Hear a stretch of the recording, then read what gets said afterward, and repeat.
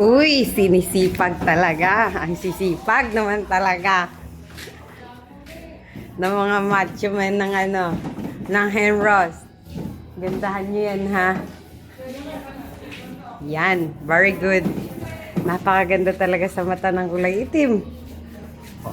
Kasama yan, ha? Yung mga singit-singit na yan sa lalim, ha?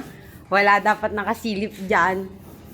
Bumalik ka muna ng brush ko. Bingin yung brush na mali. Baka meron ka doon. Brush, pang make-up. Ay, yung pang paint.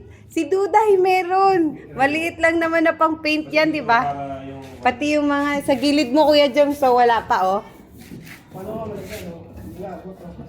Hindi, ito, yung dito, oh. Puti pa, nakikita ko yan. Ako. Hindi nga, di naman tumiya angat. Hindi nga, yung brush ko.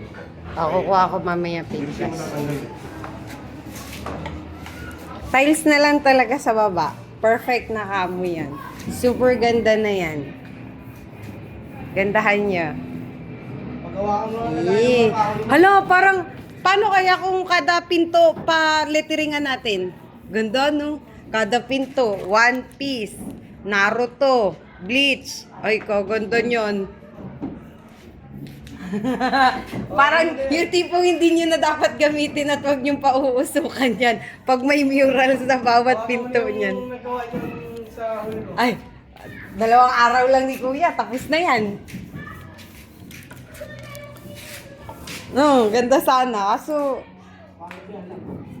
palalagyan ng plastic cover para hindi mausukan. Henros, smoke and dried fish tinapang Salinas, Rosario, Cavite. Dapat dito sa baba merong Mama Yos Vlog. Ay, bisi-bisihan. Ito na, kukuha na nga, sir. Eh, sino ga? Yung maganda? Yung 6'10"?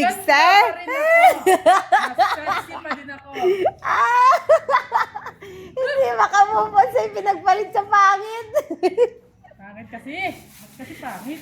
Basta, alam mo na, Dia, kapag pag humanap ka ng iba, siguraduhin mong maganda. Siyempre, pagka lumalap, Gawa sila suka.